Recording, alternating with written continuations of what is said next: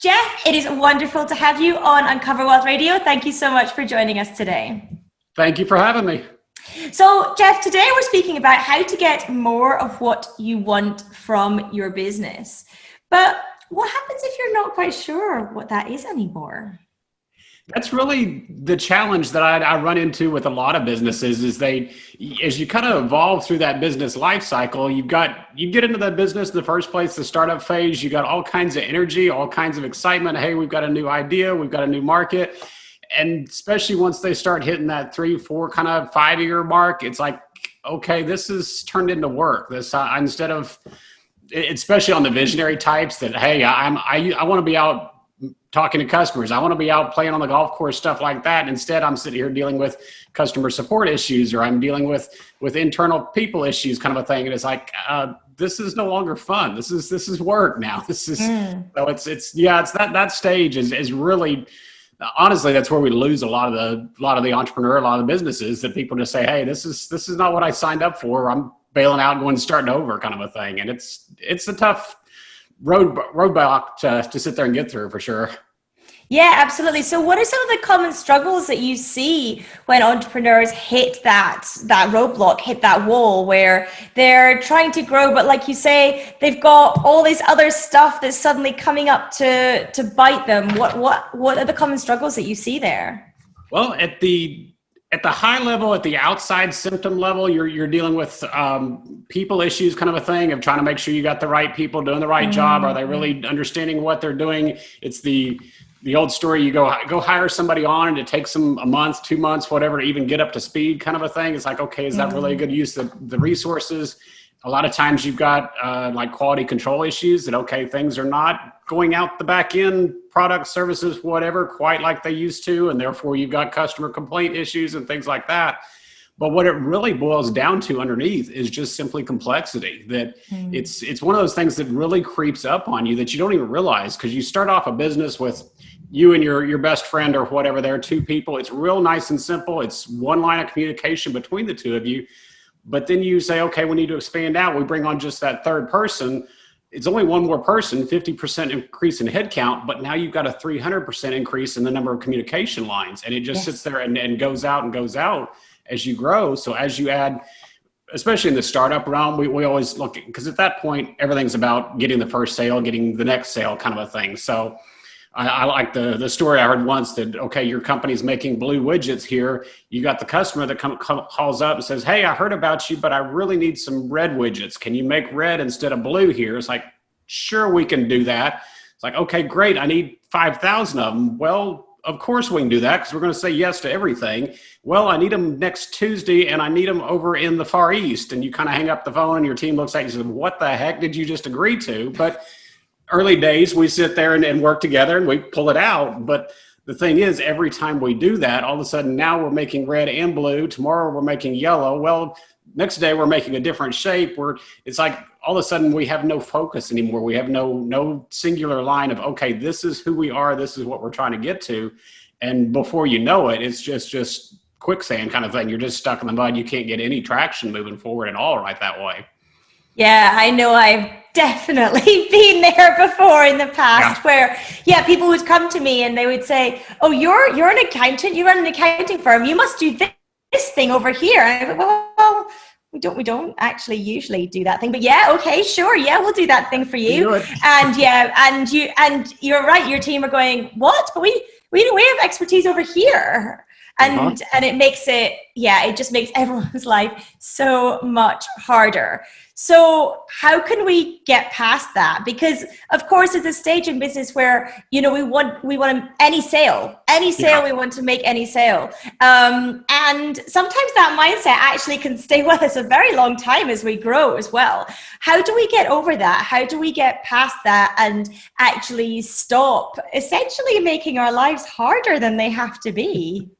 Well, the underlying idea, underlying principle, I think it was actually a Einstein quote or whatever, but basically saying, okay, every single thing we do, everything we do in business, we've got to look at, okay, is this as simple as I can make it without making it too simple? There's a line there, but basically everything's got to come down to simplicity. Okay, is this the right way we should be doing things? And it comes down to what So with EOS, the Entrepreneur Operating System, one of the core tools we look at is referred to as a vision traction organizer. So it really comes down to defining that core vision to say, okay, what is going to be your core focus as a company? Are you going to be simply the bookkeeping company? Are you going to be the virtual CFO company? Are you going to be the accounting company? What is going to be your core focus? What's going to be your specialty right there? And make sure that every activity, everything you're doing is aiming towards that core focus. And then it goes out even beyond that to say, okay, what are your core values as a company? Okay, so when you're bringing on that new client or you're bringing on that new employee, do they really fit your company? Because if they don't fit your values, they may be great right now at turning around and selling or at solving whatever issue you've got, but they're going to cause more complexity, more issues, et cetera, down the road if they're the ones out, maybe a superstar salesperson, but they're out selling accounting services when you're trying to focus on bookkeeping services, kind of a thing. So it really doesn't help you in your core focus right there. So it's really trying to get as laser focused. I'm trying to remember what the quotes were. It was if you look at the power of the sun and the amount of energy and everything it puts off, we go sit outside, worst case, we get a sunburn kind of a thing. But if you take a laser, just a few kilowatts of energy, you can sit there and cut through steel or cut through diamonds with it. And it really, that applies in business. Okay, if we can get everybody working the same direction, pulling the same direction, focused on the same thing, we've got a whole lot more power. You can sit there and say, okay, we're going to focus solely on bookkeeping and we're going to put all of our energy into bookkeeping. Most likely you can build a pretty solid business model just on that without having to go super wide, without having any real depth or real expertise right there, just because you're trying to grab anything and everything in the sea. So how do we develop that laser focus and that kind of the laser core values? How do we actually come to those and then implement those in our business? Well, I'd like to say you hire an EOS implementer, but of course. Yeah, no, there actually is. EOS is based upon the book Traction by Gino Wickman. So which obviously, I think it might be behind me. Yes, it yeah, is. probably it's so. Right These there. days, it's fewer people. Yep, there I see the title. Yeah, fewer and fewer people I run into that haven't seen or heard of the book, kind of a thing. But yeah, the entire system, all the tools actually are built right in there. But no, the thing about having a coach, having an implementer work with you is the outside accountability, because you're exactly right. I've had multiple businesses myself.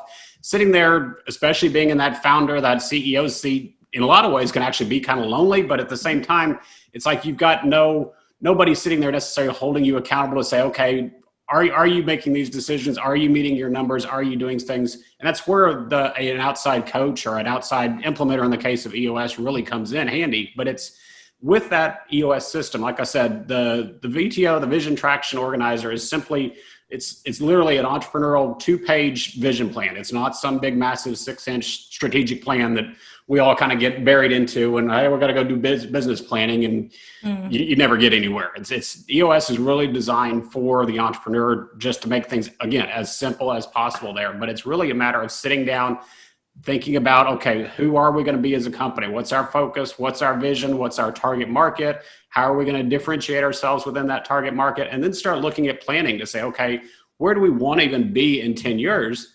Because if you can set that kind of a goal out there, a 10-year goal, then all of a sudden, okay, every decision you make, is that decision going to make us one step closer to that goal there?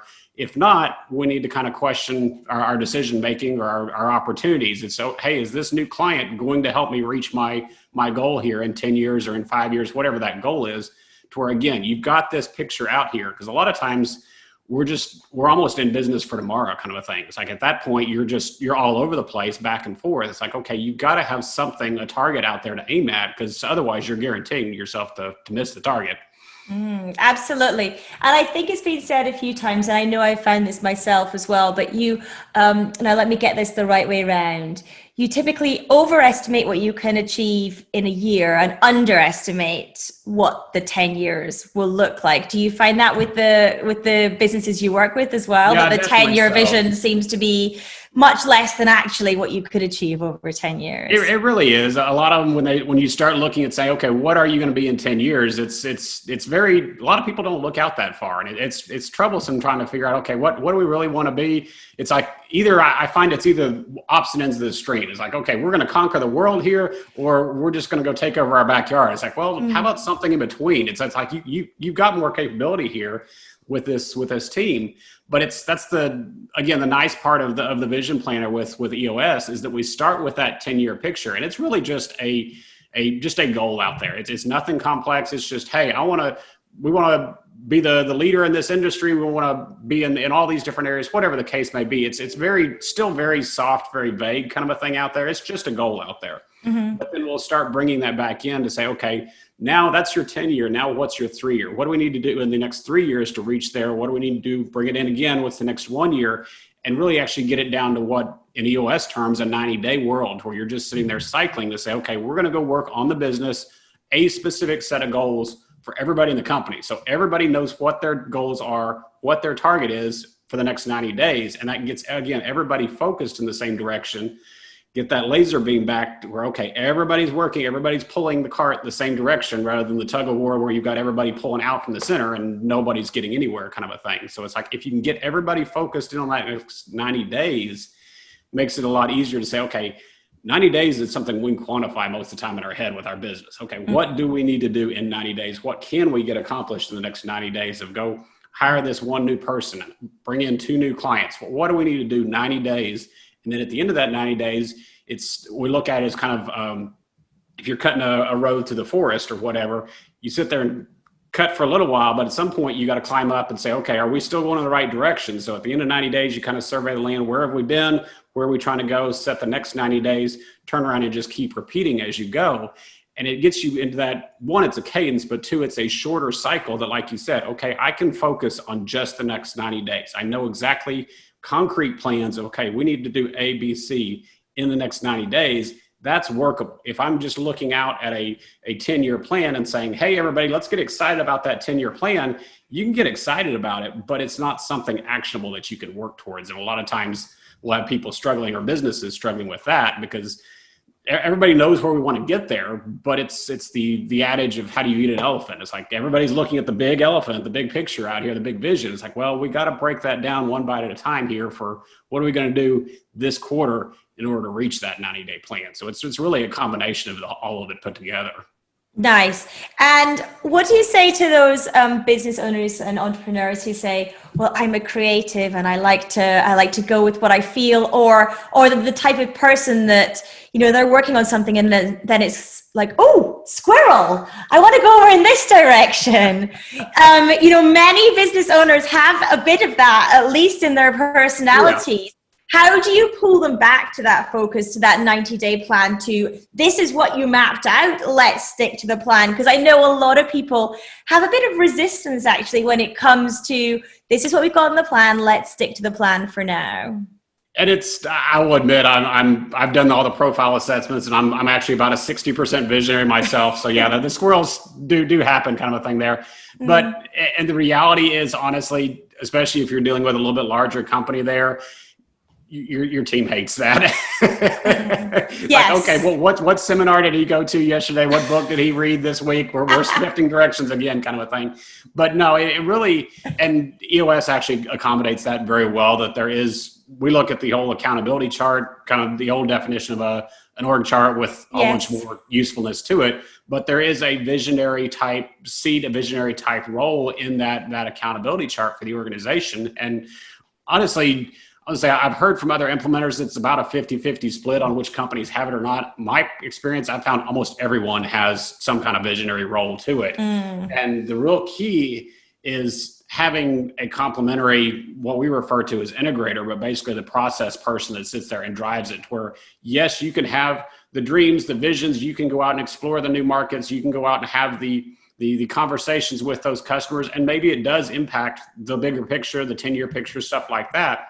But you've really got that core integrator person in your organization. A lot of times it's like a COO role or a CFO role, something like that. That's a real process-driven person. They're the ones that actually tend to hold that 90-day plan together, make sure that everybody's operating, everybody's pulling together, while the visionary is still definitely integral part of the company, but still it actually frees them up a little bit to say, hey, you don't have to worry about day-to-day processes, day-to-day improvements, day-to-day, the technical stuff here that honestly you hate to do anyways. This frees you up and says, hey, you can actually go out and do these. You can go out and play golf all the time and meet the customers, bring them in. Great. You're effectively doing sales right there. Go do it, kind of a thing, while letting your counterpart here, your integrator here, do the actual day-to-day operations that you don't like anyway. So it's in many cases actually kind of freeing to them if you can say, hey, this is possible, and actually allows you to have more freedom this way, rather than keep you tied to a lot of the business stuff that honestly you don't enjoy. Yeah, absolutely. So when we're coming up with a vision for the business, who is involved in creating that? Do you involve the whole company? Do you just involve, the leadership team? Like, what does that look like when you're coming up with that vision for everybody to be pulling towards? It really, to me, depends upon the size of the company. If you're still a fairly small company, it might involve everybody, but really, at least my focus from an EOS perspective is typically on the senior leadership team to say, okay, your C-level, your VP level, whatever type seats, who are the ones that are really core to driving the business. And then at that point, we'll actually sit there and roll the process out, roll the process down, because EOS applies to the entire company as a whole. But from a really leadership strategic kind of standpoint, it really needs to be ensuring the entire leadership team is on board. And that's one of the things we really emphasize, is to say, okay, in a planning session, in a meeting session, whatever here, there can be plenty of disagreement within the leadership team. That's great to have that kind of discussion, that kind of work together to say, okay, where are we trying to go? What are we trying to get to? But as soon as we step out of that session in front of the rest of the company, there's one vision, there's one plan, there's one direction, everybody's one unit, because otherwise, again, you still end up with that fractured system, that fractured business of, hey, we like the CFO's plan over here versus we like the VP of sales plan over here, and you get all that kind of different direction. You've got to have one common message coming out there from your leadership team. And again, if the company's 4, 5, 6 people, it may be everybody involved kind of thing there. But once you start getting some of that hierarchy, some of those levels, it really has to start at that core leadership team at top and then move out from there in a singular unified message. Yeah, absolutely. As you were saying that, actually, it reminded me of parenting, where, the kid's done something and you're speaking to your partner and you're like, what should we do about this? One person says, I think we should do this. The other one's like, no, I disagree. You have to come to that common agreement before you go out and tell the kids what's going on. Otherwise, it's just really confusing and complicated for them, and they don't know. And then they feel uncertain about the future. And actually, in reality, it's the same with our teams, isn't it? That if we come out with different messages from all different places, that creates a lot of uncertainty for our team members, for our employees, and that actually doesn't put them in a comfortable place where they feel like they're building a solid career with us, because everything's a bit bitty and all over the place. Yeah, no, it's interesting you mentioned that, because we actually pull a lot of basically parenting lessons kind of a thing back into it to say, okay, yeah, this is leadership team. You got to start acting like mature, responsible parents here to the rest of the kids down the organization kind of a thing, because they're looking to you, like you're saying, they're looking to, okay, what do we have a solid path here? Do we have something going forward, or is it chaos up there? In which case, is this really something I want to be a part of? Yeah, completely. So I can completely see how getting that vision sorted at the leadership level can really help, cement the careers of the people in your team, but also presumably help you recruit great people and things too, because you have something to go out to the market with and say, look, this is what we want to achieve. Do you buy into this? Do you want to come with us on this journey? Yeah, it's that, plus the other side of the vision side is defining who you are as a company from your core values. So when you're going out and recruiting, okay, do you even fit our core values in the first place? So it turns into a hiring tool at that point. It's a lot of the companies I've used will actually take the 2-page planner kind of a thing in an interview and say, okay, here's who we are, here's our market, here's what we're trying to do, here's who we look at from a person. Do you fit this? Like you said, do you agree to this? Do you understand exactly what you're getting into? And the other piece to it, we start looking at the people side, or another piece is looking at defining clear roles and responsibilities. So that's kind of where you go back to the kids kind of a thing. If there's just a job for taking out the trash amongst 3 or 4 kids, nobody's going to take out the trash. Yeah. It's got to be Johnny's job over here. You're responsible for making sure the trash goes out on Tuesday morning kind of a thing here. And that's where you get that accountability. That's where things get done. And a lot of times that's not defined at all within an organization. So again, from the hiring perspective, you want to be able to hire that person on and say, okay, this is your seat. This is your responsibility. This is your procedures, exactly how you're supposed to do something. So they can turn around and be productive here on week 1 instead of month 3 or 4 kind of a thing. So there's so many components that really go directly into your people, into hiring, things like that, just to make sure that, okay, are you being efficient in your business really? Are you getting the right people in the right positions, right seats? Do they know what they're supposed to do? Can they be efficient moving forward? And like you said, so much of it goes back to kids too. It really is. It's almost more of a struggle because I've got 2 kids myself. It's almost more of a struggle working with the leaders, the teams that don't have kids. They don't necessarily understand the parenting model as well. It's like, this is your teenage kid right here working in your business. How do you expect them to know what they're supposed to do? How do you expect them if you're not communicating to them? It's like, well, okay, yeah, that makes sense. So yes, exactly, because I do it every day. So now I actually get what you mean. Yeah. Completely. I also have two very small children actually. So it is a bit like herding cats sometimes, and you need to be very clear with your messaging and all those kinds of things. Jeff, this has been really great. I think you've given us a lot of homework in terms of what to think about and what to do, vision, focus, values, accountability. Of course, everyone should be reading Traction. I think I'm about to go and reread it as well to get some more tidbits and nuggets from it. But Jeff, tell us how people can connect with you and learn more about you as well. Sure, no worries. Yeah, so my website is just Admentus, ADMENTUS.com. There's a resources page. It's actually /resources that'll give you the first chapter of Traction for free if you want to go download it and take a look at it there, just to try it out, kind of kick the tires there. But there's Traction, there's Get a Grip is the companion book there on it, and then another little ebook on Decide, which is actually just a simple decision-making process. So lots of different resources there, but just Admentus.com. Feel free to reach out. Any questions or anything, or just email us, just ask@Admentus.com. But yeah, everything around Admentus.com, and there's plenty of resources out there for you.